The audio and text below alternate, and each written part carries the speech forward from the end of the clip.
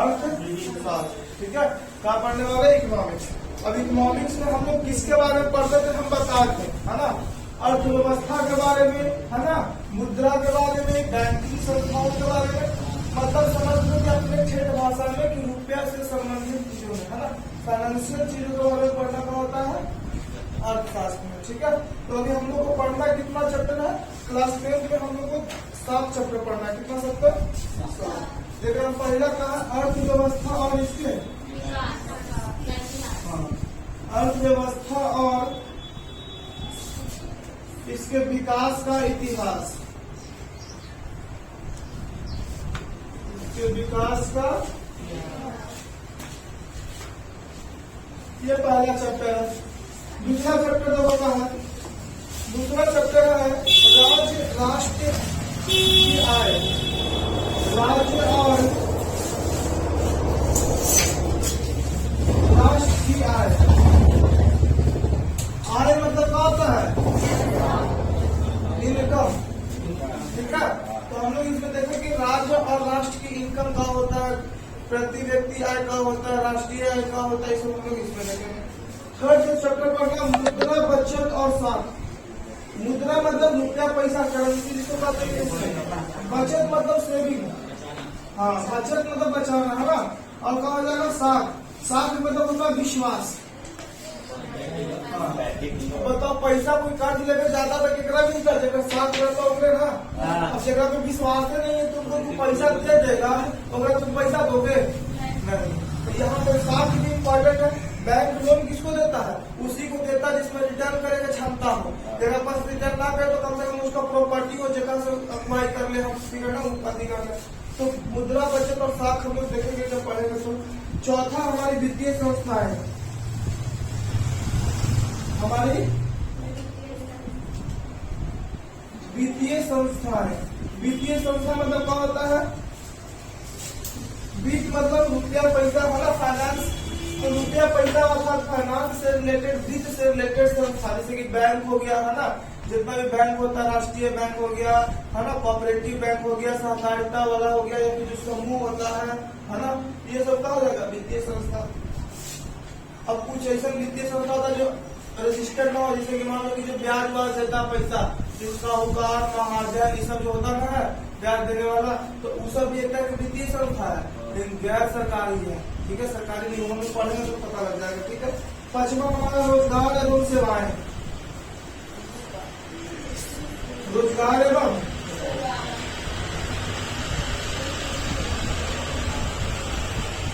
छठा हमारा है वैश्वीकरण,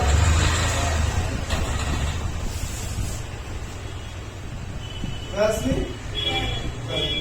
और जो सातवां हम लोग को पढ़ना है लास्ट जो है वो कहा, देखो इधर लास्ट पढ़ना उपभोक्ता जागरण। उपभोक्ता मतलब कस्टमर, ठीक है ना, जो ग्राहक होता है, उपभोक्ता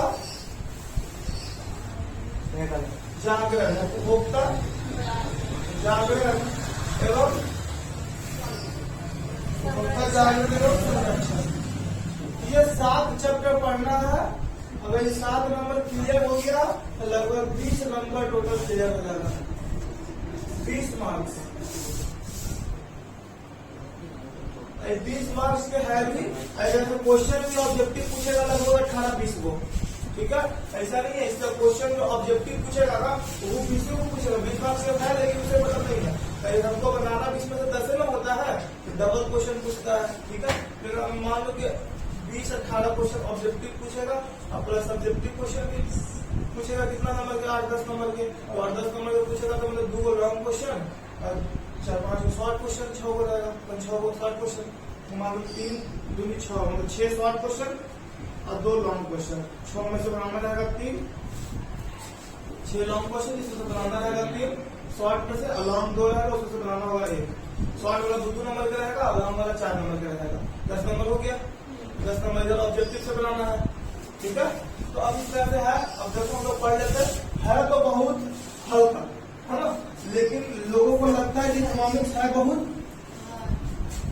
भारी। ठीक है, जैसे देखना कोई आर्ट्स लेता है ना सब्जेक्ट, 10th के बाद जो आर्ट्स लेता है वो तो इकोनॉमिक्स नहीं लेगा, है, उसको उसको लगता है कि इकोनॉमिक्स बड़ी टफ है, साथ ले लेगा सोशियोलॉजी, है ना, होम साइंस, ज्योग्राफी, घरेलू वर्क करने का मतलब वही फूड मैनेजमेंट, बच्चा का कैसे पालन पोषण, ये सब पूरा। ठीक है, तो अभी हम लोग देखते ही है। ठीक है, इकोनॉमिक्स है बहुत हल्का, टेंशन नहीं, जो बोलता हार्ड है ओकर लगी हार्ड है। ठीक है ना, जो सोच रहा हार्ड ओकर लगी हार्ड है, लेकिन जो नहीं सोचा ओकर लगी इनकम मतलब ये बहुत हल्का नहीं है। ठीक है, और समझे वाला चीज डेली लाइफ में इस्तेमाल होने वाला है। लेकिन में तो कोई ऐसी चीज नहीं है जो तुम प्रतिदिन इस्तेमाल ना करते हो या फिर तुमसे रिलेटेड नहीं है। A to Z economics civics के चीज होता है ना जो तुम रिलेट करोगे। हाँ, हिस्ट्री में तुमसे रिलेट नहीं कर पाएगा, तुमको इतिहास से रिलेशन बनेगा, लेकिन इकोनॉमिक्स और सिविक्स में जो तुम्हारे साथ रोज घटनाएं घट रही उसी को हम बात करेंगे यहाँ पे। ठीक है, जो देश के साथ हो रहा, जो राज्य के साथ हो रहा, वही हम यहाँ पे टॉपिक करने वाले हैं। तो देखो क्या है, सबसे पहले हम लोग शुरू करते हैं पहला चैप्टर जिसका नाम है अर्थव्यवस्था और इसका विकास। हाँ, पहला चैप्टर है अर्थव्यवस्था और इसका विकास। तो इसमें हम लोग सबसे पहले समझेंगे का अर्थव्यवस्था को। ठीक है,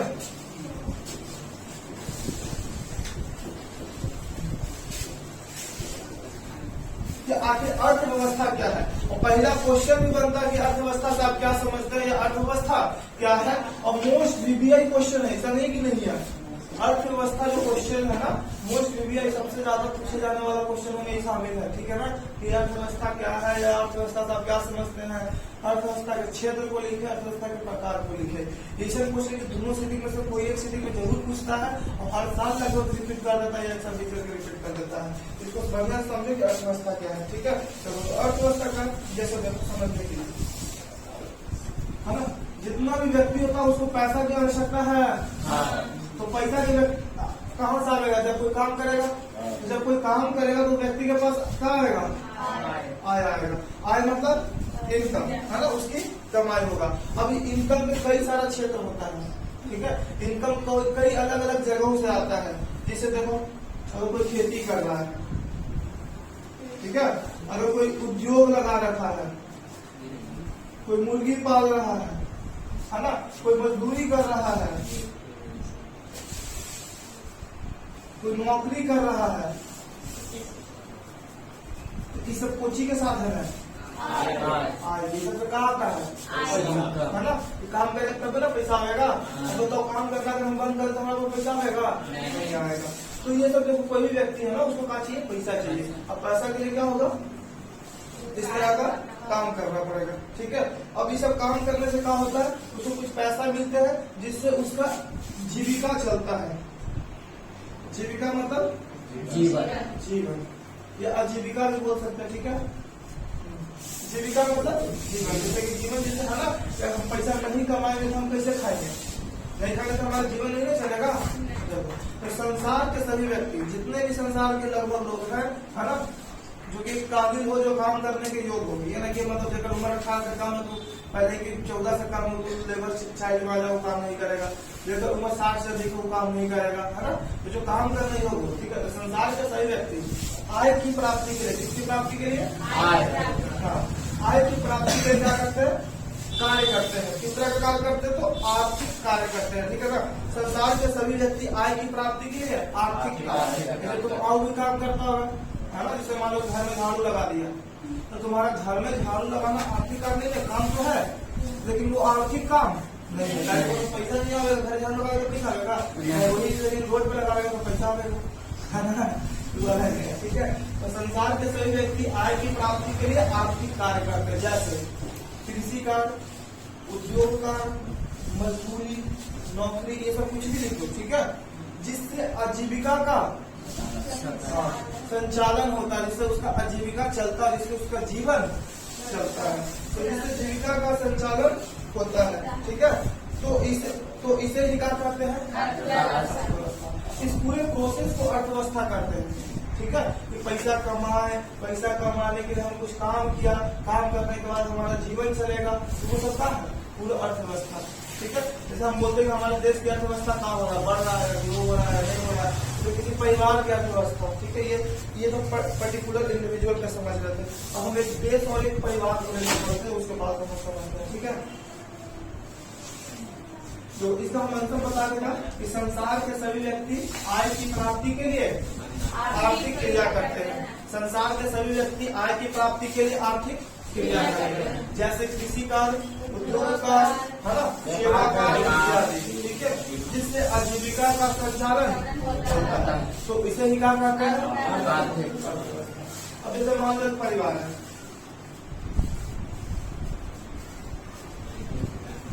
परिवार में 5-6 सदस्य, 6-7 सदस्य, मान लो 7 सदस्य, 7 सदस्य में 3 पैसा कमाता है,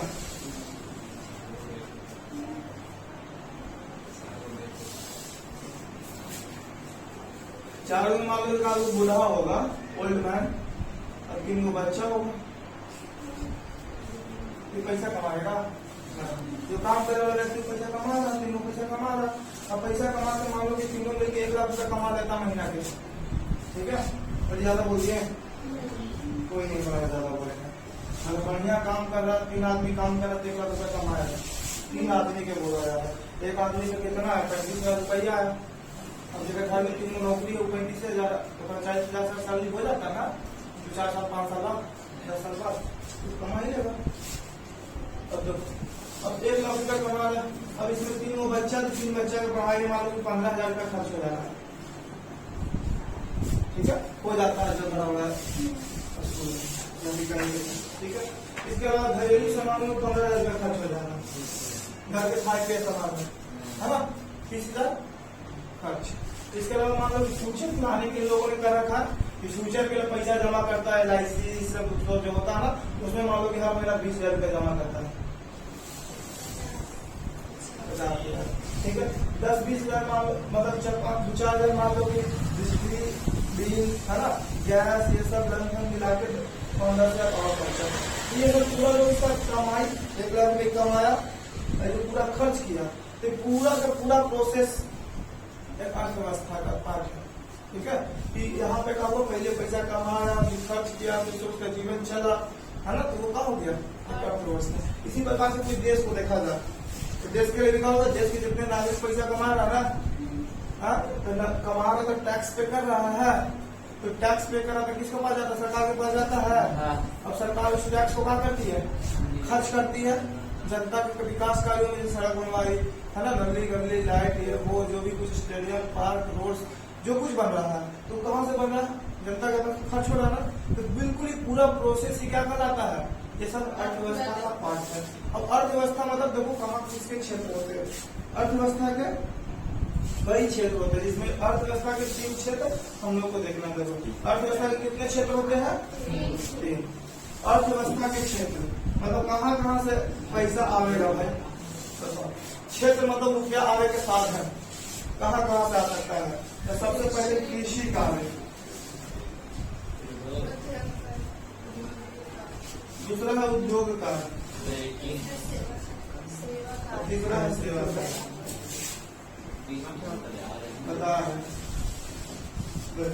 कृषि कार्य क्या होता है ये समझते हैं। कृषि मतलब खाली कृषि नहीं, कृषि मतलब कृषि और उससे संबंधित सारा। कृषि में पशुपालन भी आ जाएगा, मछली पालन भी आ जाएगा, मुर्गी पालन भी आ जाएगा, लकड़ी उकड़ी कट्टा उट्टा सब जो होता है ना, उसको आ जाएगा किसमें? तो कृषि कार्य को हम लोग प्राथमिक क्षेत्र भी कहते हैं, क्योंकि किसी भी सामान जो होता है ना, सबसे पहले कृषि क्षेत्र से आवेगा प्राथमिक। जैसे हमको मान लो कि कुछ बनाना है ना, अगर मान लो कि किसी को मिठाई बनाना है, तो मिठाई बनाने के सबसे पहले कहाँ होगा? प्राथमिक क्षेत्र। हमको पशुपालन करने वालों से दूध चाहिए कि नहीं चाहिए? उसके बाद हम मिठाई बनाएंगे तो उद्योग में आवेगा। अभी उद्योग में जहाँ मान लो कि मिठाइयों की फैक्ट्री होता है ना, कोई बड़ा सा होता है, हाँ, तो वहाँ मतलब उद्योग में बन गया, फिर कहा होगा दुकानदार उसको बेचेगा, तो बेचना कहाँ है? सेवा का। मतलब यहाँ पहले उत्पादन कहाँ होगा? यहाँ। इसको बनाया गया कहाँ? बेचा गया कहाँ? हुआ ना, लिंकअप है। तो कृषि कार्य में क्या होता है? कृषि कार्य में या फिर प्राथमिक क्षेत्र इसको कहते हैं, ठीक है। तो प्राथमिक क्षेत्र किसको कहते हैं? कृषि क्षेत्र को प्राथमिक क्षेत्र कहा जाता है। इसके तहत क्षेत्र मतलब भाग, जहाँ से इनकम आते हो, ठीक है। अब जिसमें क्या होता है? जैसे पशुपालन, खेती, है ना, मत्स्य पालन इत्यादि। उद्योग क्षेत्र तो होता है, इसको हम लोग द्वितीय क्षेत्र भी कहते हैं, द्वितीय क्षेत्र। ये क्या होता है? तो इसमें उद्योग से संबंधित जैसे कि वस्तु के निर्माण और विनिर्माण। निर्माण मतलब सामान बनाना, जैसे ये मार्कर, ये मार्कर जिस फैक्ट्री में बना ना तो वो कहाँ जाएगा? उद्योग हो गया, मतलब कि द्वितीय क्षेत्र। ठीक है, ये कपड़ा जहाँ बना वो कहाँ जाएगा? उद्योग का जाएगा। ये कहाँ जाएगा? द्वितीय क्षेत्र। तो द्वितीय क्षेत्र का होता है वस्तु के निर्माण और विनिर्माण से संबंधित चीजों को रखा गया है। ठीक है, और द्वितीय क्षेत्र किसको कहते हैं? औद्योगिक क्षेत्र को द्वितीय क्षेत्र कहा जाता है। याद रहेगा, मोस्ट प्रीवियस क्वेश्चन 4-5 नंबर के लिए है अर्थव्यवस्था और इसके क्षेत्र। अगर 2 नंबर के पूछा गया तो खाली बोलेगा अर्थव्यवस्था क्या है। 4 नंबर के पूछेगा तो बोलेगा अर्थव्यवस्था और इसके क्षेत्र को परिभाषित करें पूरा। तो साथ ही लिख के पहले अर्थव्यवस्था लिख देंगे, उसके बाद क्षेत्र को परिभाषित करेंगे, प्राथमिक क्षेत्र, द्वितीय क्षेत्र, तृतीय क्षेत्र। अब देखो सेवा क्षेत्र, तृतीय क्षेत्र को सेवा क्षेत्र करते हैं। किसको?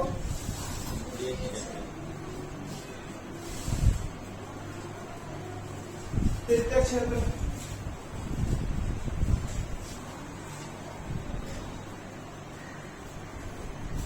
अब तृतीय क्षेत्र में क्या होता है? हाँ, सेवा का, जैसे टीचर जो पढ़ा रहे है ना, तो टीचर क्या हो गया? सेवा क्षेत्र का पार्ट आ गया। डॉक्टर, एक शॉपकीपर है ना, एक वर्कर, एक जॉब करने वाले जितने भी व्यक्ति है ना, जो कहीं ना कहीं जॉब करता है ना, जो मतलब कि मेंटली वर्क करता है। ठीक है, या फिजिकली भी वर्क कर सकता है, पर जितना मेंटली वर्क करने वाले अधिकांश लोग कहाँ आएंगे? सेवा क्षेत्र में। इसके अलावा फिजिकली मजदूर तो फिजिकली वर्क करता है, मजदूर भी आता है। मेंटली मतलब दिमाग से। टीचर का ज्यादा काम क्या है? दिमाग से।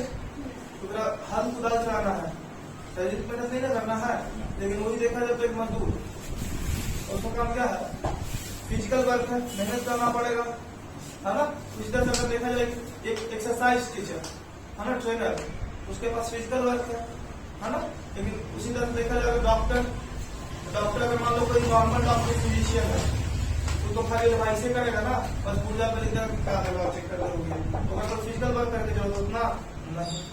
ठीक है, तो इस तरह से तो अर्थव्यवस्था किसे कहते हैं? याद रहेगा, फिर से पढ़ते तो संसार के सभी व्यक्ति आय की प्राप्ति के लिए आर्थिक क्रिया करते, जैसे कृषि कार्य, उद्योग कार्य, सेवा कार्य इत्यादि, जिससे है ना उसका आजीविका का संचालन होता है। तो इसे अर्थव्यवस्था। अर्थव्यवस्था के कितने क्षेत्र होते हैं? प्राथमिक, द्वितीय और प्राथमिक क्षेत्र किसको कहते हैं? कृषि क्षेत्र। प्राथमिक क्षेत्र के तहत क्या आता है? कृषि, पशुपालन, मत्स्य पालन, मुर्गी पालन इत्यादि। उद्योग क्षेत्र, ठीक है, या द्वितीय क्षेत्र। तो द्वितीय क्षेत्र को क्या करते हैं? वस्तु के निर्माण, विनिर्माण, बिजली, इस तरह का कोल माइनिंग का जो माइनिंग होता है ना, उस तरह का आता है। तृतीय क्षेत्र, तृतीय क्षेत्र को सेवा क्षेत्र कहते हैं। इसके तहत डॉक्टर, टीचर है ना, जितने भी सरकारी स्टाफ हो गए है ना, अधिकारी, ऑफिसर्स, सब कर देगा। क्लियर है? याद रहेगा। अर्थव्यवस्था किसे कहते हैं? किसी को याद है? संसार के सभी व्यक्ति आय की प्राप्ति के लिए आर्थिक क्रिया करते हैं, जैसे कृषि कार्य है ना, उद्योग कार्य, सेवा कार्य, जिससे उसका आजीविका का संचालन होता है, तो उसे क्या करते हैं? अर्थव्यवस्था के कितने क्षेत्र होते हैं? प्राथमिक, द्वितीय और प्राथमिक क्षेत्र को कृषि क्षेत्र कहा जाता है। इसके तहत कृषि, पशुपालन और मत्स्य पालन आता है। द्वितीय क्षेत्र को औद्योगिक क्षेत्र कहा जाता है। इसके तहत वस्तु के निर्माण, विनिर्माण, बिजली और माइनिंग से संबंधित चीजें आती है। ठीक है, और तृतीय क्षेत्र को सेवा क्षेत्र कहते हैं। इसके तहत टीचर, डॉक्टर, स्कूल, विद्यालय है ना, बैंक, ये सब सरकारी स्टाफ ये सब आता है। ठीक है, क्लियर है? चलो अब देखते हैं अर्थव्यवस्था की क्षेत्र था। अब देखेंगे अर्थव्यवस्था का प्रकार। क्या देखना है?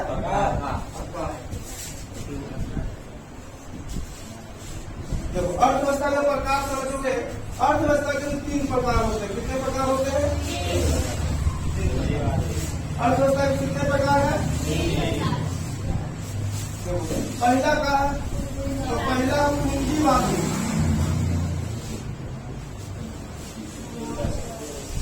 पूंजीवादी अर्थव्यवस्था।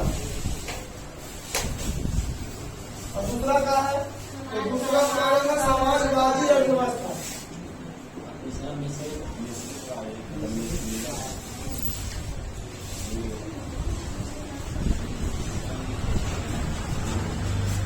और तीसरा है जो मिश्रितवादी है। मिश्रितवादी है ना।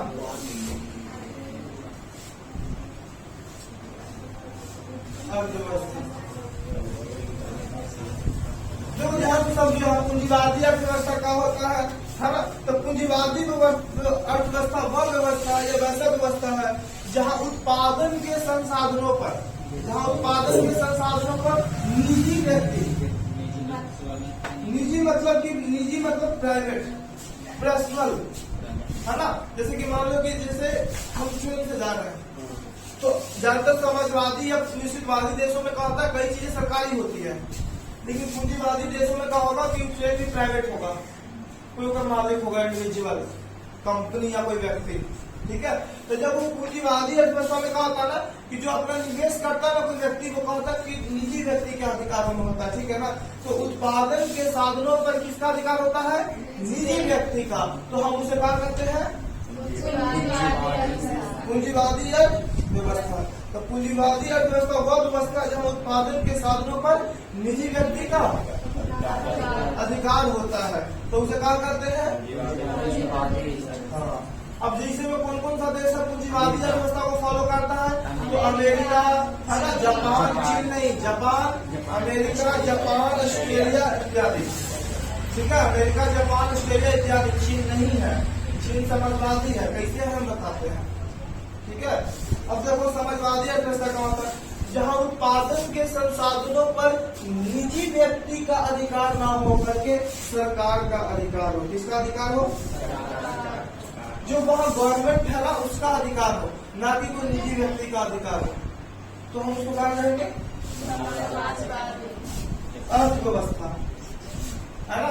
जैसे कि वहां जिन पे सब कुछ प्राइवेट नहीं, सब कुछ गवर्नमेंट, प्राइवेट कुछ नहीं, जैसे पेन, वर्क, सब कुछ फैक्ट्री सब सरकारी, तो वहां पे कहा जाएगा समाजवादी अर्थव्यवस्था। जैसे चीन, क्यूबा, ठीक है, नॉर्वे, ये सब का है समाजवादी अर्थव्यवस्था वाला देश है, ठीक है। याद रहेगा, समाजवादी अर्थव्यवस्था की जरूरत है उत्पादन के संसाधनों पर निजी व्यक्ति का अधिकार न होकर सरकार का अधिकार होता है। वैसा अर्थव्यवस्था जहां उत्पादन के संसाधनों पर निजी व्यक्ति का अधिकार न होकर किसका अधिकार होता है, सरकार का अधिकार होता है, तो उसे हम क्या कहते हैं, समाजवादी। उसका पूरा का पूरा संचालन सरकार करेगा, है ना। उसको कोई कंपनी या कोई पर्सनल व्यक्ति, इंडिविजुअल नहीं चलाएगा, ठीक है।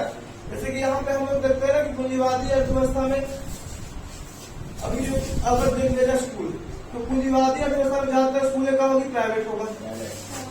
समाजवादी अर्थव्यवस्था में प्राइवेट स्कूल होगा नहीं करेगा, सबके सब सरकारी, ठीक है।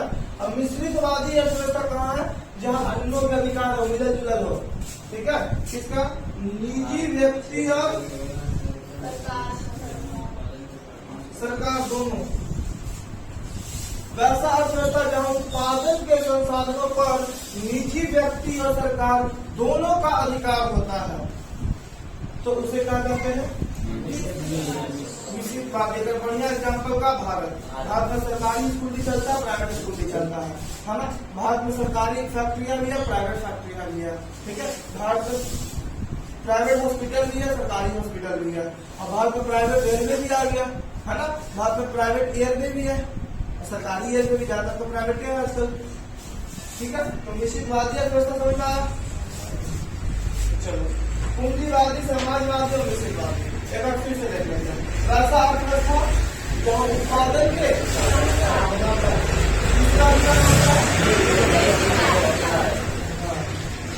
वैसा अर्थव्यवस्था जहाँ उत्पादन के संसाधनों पर निजी व्यक्ति का अधिकार होता है, तो पूंजीवादी अर्थव्यवस्था का एग्जाम्पल होगा जापान, अमेरिका, ऑस्ट्रेलिया। समाजवादी अर्थव्यवस्था वैसे अर्थव्यवस्था होता है जहाँ उत्पादन के संसाधनों पर सरकार और निजी व्यक्ति दोनों का अधिकार है ना। हाँ, केवल और केवल किसका होता है, सरकार का होता है, निजी व्यक्ति का नहीं होता है, ठीक है। तो उसको क्या कहते हैं, समाजवादी। जैसे चीन, क्यूबा, नॉर्वे, ठीक है, मिश्रितवादी अर्थव्यवस्था। वैसा अर्थव्यवस्था जहाँ पे का है सरकार और निजी व्यक्ति दोनों का अधिकार होता है, उसका क्या होता है, मोस्ट प्रीवियस क्वेश्चन है कि निम्नलिखित में से कौन निश्चितवादी अर्थव्यवस्था है या पूंजीवादी अर्थव्यवस्था। इसका एग्जाम्पल जो बताया ना, अमेरिका, ऑस्ट्रेलिया और जापान, चीन, नॉर्वे, क्यूबा और भारत। याद रखना है, एकदम पक्का लॉजिकल है कि फिक्स ऑब्जेक्टिव क्वेश्चन तुम्हारा पूछेगा। ये ऑब्जेक्टिव क्वेश्चन टॉपिक से तुम रिलेटेड रहना ही रहना है किसी भी हालत में, ठीक है। तो इसको अच्छे से याद करना होगा।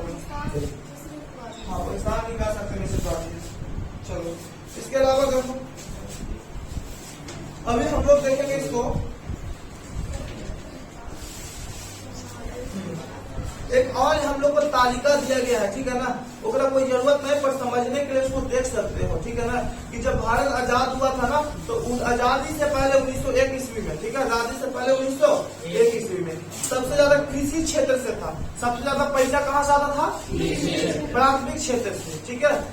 तो पहला कितना था? 63%। टोटल इनकम के, देश की जो टोटल इनकम था ना, जितना राष्ट्रीय आय होता था, उसका लगभग 63% भाग खेती से आता था। जब भारत 1947 में आजाद हुआ तो उस समय 63 से घट के 58 हो गया, और आज 2007 में, अभी चल रहा 2021, पर ये 7 की बात है, और 22% जो हमारा जीडीपी का कृषि से आता है। बाकी सबसे ज्यादा आजकल सेवा क्षेत्र से आता है, क्योंकि ज्यादातर लोग नौकरी करना चाहता है ना। ज्यादातर लोग नौकरी चाहता है, अपना छोटा रोजगार चाहता है ना। अब कौन ज्यादा देख लो कि जाके खेती करेंगे शौक है ना। किसान के बेटा कोई किसान बनना चाहता है नहीं, बस उसका पीछे यही वजह है कि इनकम कम है, मेहनत ज्यादा है। अब इनकम कम और मेहनत ज्यादा तो कौन करना चाहेगा। और आजकल के लोग थोड़ा सा ज्यादा ही हाइब्रिड होके आलसी होते जा रहा है ना। खाद खा रहा है, में ताकत नहीं, ठीक है। खेती करने की क्षमता ही नहीं है। गाँव के किसान पहले का गर्मी है, कुछ खेत में अपना जोत रहा है ना। और आजकल ट्रैक्टर से जोता रहा है ना। उसके अलावा पानी के लिए बोरवेल है, ये सब चीज सुविधा है, फिर भी मतलब हाँ कम तो करना चाहिए। इसलिए किसान आलसी है, ठीक है। किसान बहुत ज्यादा मेहनती है, लेकिन आजकल के लेकर आलसी है, ठीक है। जो किसान नहीं बनना चाहता और नहीं बनना भी चाहेगा, कोई भी नहीं चाहेगा कि हम किसान बने।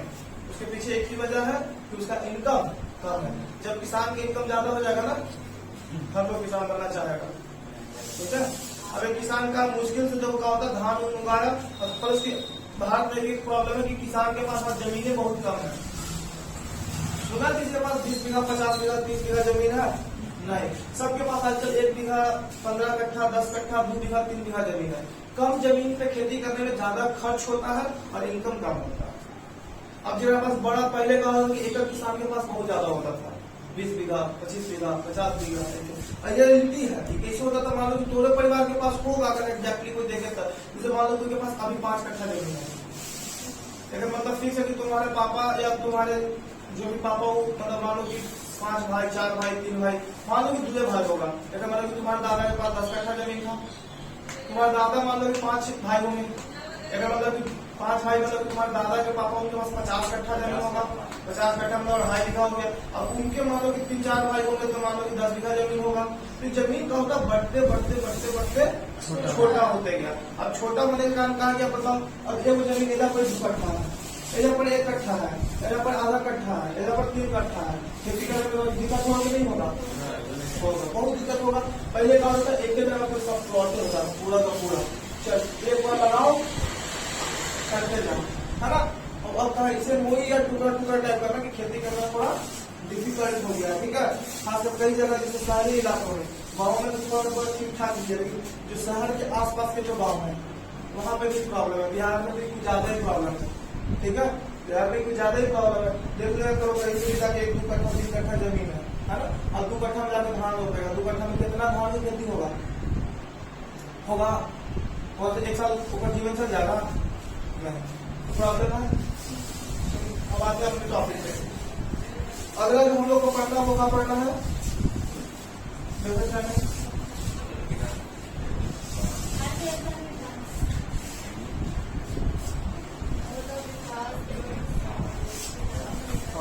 सतत विकास और समावेशी विकास। ये दोनों पॉइंट बहुत इंटरेस्टिंग है, समझने जाना। सतत शब्द का अर्थ जानते का होता है, और समावेशी का तो यहाँ पे इकोनॉमिक्स में यही एगो प्रॉब्लम है कि वर्ड नया नया इस्तेमाल होता है, ठीक है, तो वर्ड के अर्थ नहीं मालूम है। देखो सतत विकास का होता है,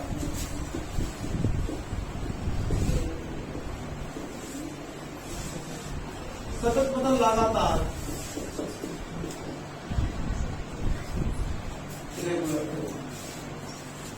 ठीक है, और समावेशी मतलब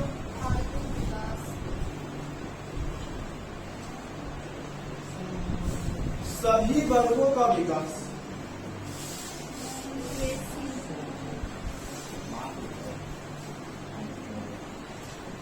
देखो ध्यान से, सतत विकास का होता है, सतत मतलब लगातार है, सतत मतलब क्या होता है लगातार, ठीक है। तो अभी हम लोग देखते हैं सतत विकास पहले क्या होता है। तो सतत विकास तो करते हैं भविष्य की पीढ़ी को ध्यान में रखकर, ठीक है, वर्तमान समय में उपलब्ध संसाधनों को, है ना, वर्तमान समय में उपलब्ध संसाधनों को सीमित मात्रा में आवश्यकता के अनुसार उपयोग करना क्या कहलाता है, सतत विकास। समझ लो, कोयला, जब जितना पेट्रोलियम पदार्थ, पेट्रोल डीजल जो भी उससे पेट्रोलियम पदार्थ से निकलता है,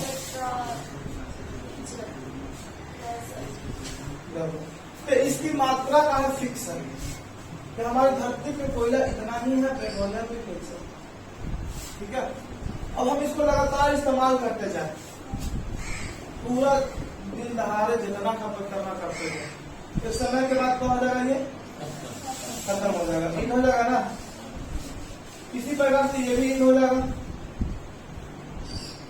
तो हमें सतत विकास में क्या करना होता है कि भविष्य की पीढ़ी को ध्यान में रखकर, ठीक है, वर्तमान समय में जितना भी उपलब्ध संसाधन, जैसे कोयला हो गया, पेट्रोलियम सबका संसाधन है, तो उपलब्ध संसाधन है ना, उसको सीमित मात्रा में जितना जरूरत हो उतना ही, ना कि मतलब कम कोशिश कर किया जाए कि उसको कम से कम इस्तेमाल किया जाए, है ना, तो सीमित मात्रा में आवश्यकता अनुसार प्रयोग करना ही क्या कराता है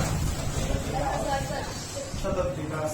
समझता है सतत विकास कि भविष्य की पीढ़ी को ध्यान में रखना। मान लो हम नहीं ध्यान रखते हैं, हम पूरा खपत करते जाते हैं, तो बाद में एक समय आएगा जिस समय कोयला समाप्त हो जाएगा। जिस दिन कोयला समाप्त हो जाएगा उस दिन क्या हो जाएगा, लोगों को दिक्कत होगा ना। अब जो कोयला से चीज होती है, जैसे कि बच्चा को जाकर जैसे बनाएगा कोयला म्यूजियम में रखा जाएगा, क्योंकि काला काला कोयला होता है ना, ऐसे से बतावे लेते हैं, ठीक है।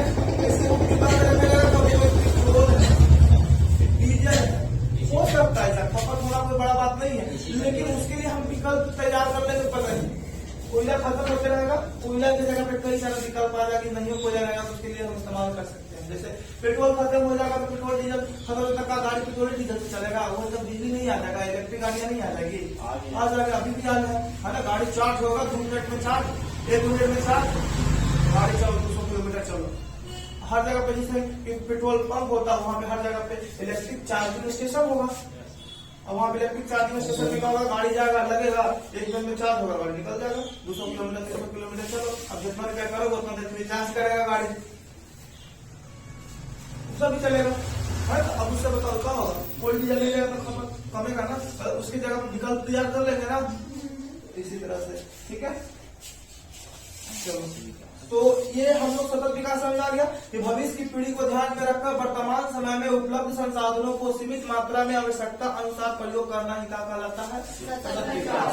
याद है किसी को, इसे याद होना चाहिए फ्लो में, हमको याद था अभी, हम भूल चुके थे, बट देखा बस याद हो गया, है ना। पॉइंट क्लियर होना चाहिए कि बस क्या होता है सतत विकास, समझ में आना चाहिए। जैसे ही तुमको समझ में आ जाएगा तुरंत याद आ जाएगा कि भविष्य की पीढ़ी को ध्यान में रखकर वर्तमान समय में उपलब्ध संसाधनों को सही मात्रा में आवश्यकता अनुसार प्रयोग करना क्या कहलाता है।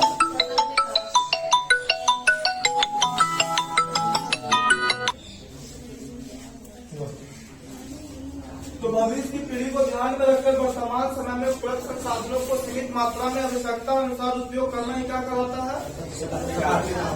समावेशी विकास किसको ना, जिसमें समाज के सभी वर्गों का विकास किया जाए, जाति धर्म लिंग ये सब के आधार पर भेदभाव न किया जाए, समाज के सभी वर्गों का विकास किया जाएगा, तो उसको हम क्या कहेंगे, सतत या समावेशी समावेशी विकास कहेंगे, है ना। वैसा विकास जिससे समाज के सभी वर्गों का विकास होगा, चाहे वो महिला हो, चाहे वो पुरुष हो, चाहे वो जनरल हो, चाहे ओबीसी हो या दलित हो, उससे कोई मतलब नहीं है। किसी भी वर्ग का हो, किसी भी कास्ट का हो, किसी भी कम्युनिटी का हो, किसी भी धर्म का हो, सभी कास्ट सभी रिलीजन का जब विकास होगा बराबर तरीकों से बिना कोई भेदभाव किए, तो उसी को हम लोग बात करेंगे समावेशी विकास। ठीक है, समझ आ गया। चलो आगे देखते हैं। अगला जो हम लोग को टॉपिक पढ़ना वो पढ़ना आर्थिक नियोजन, जो कि हम लोग कल पढ़ेंगे। ठीक है।